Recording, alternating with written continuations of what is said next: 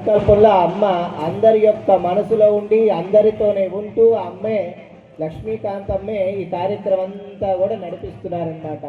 మరి అమ్మగారి యొక్క కరుణ, కృప, కటాక్షము, ప్రేమ, అనురాగ, మమకార, వాత్సల్యాలు విశేషంగా ఉండబట్టే మన ఆంధ్ర రాష్ట్రం నుండి పొన్నూరు ప్రాంతం నుండి ఈరోజు చూడండి, పొన్నూరు అంటేనే అందరికీ ఎవరు కనిపిస్తారు? వీరాంజనేయ స్వామి వారు. అవునా? ఎవరు? వీరాంజనేయ స్వామి వారు.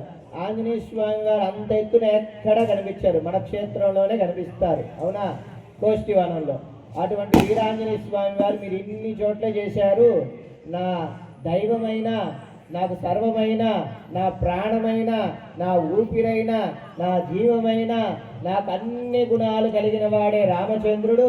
నా రామచంద్రుడి దగ్గర మీరు ఎందుకు యాగాన్ని సంకల్పం చెయ్యలేదని స్వామివారు విశేషంగా ఆ సంకల్పాన్ని ఆ వీరాంజనేయ స్వామి వారు విశేషంగా చేయించి రామచంద్రుడి దాకా ఈరోజు మనందరినీ తీసుకొచ్చారనమాట. అది గొప్ప విషయం అనమాట.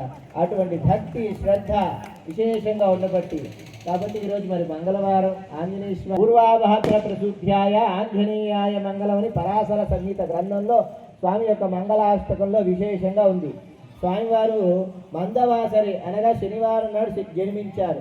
రామచంద్రుల వారిని స్వామివారు మంగళవారం కలిశారంట. అటువంటి రామచంద్రుడు మళ్ళా ఈరోజు మంగళవారం ఇలా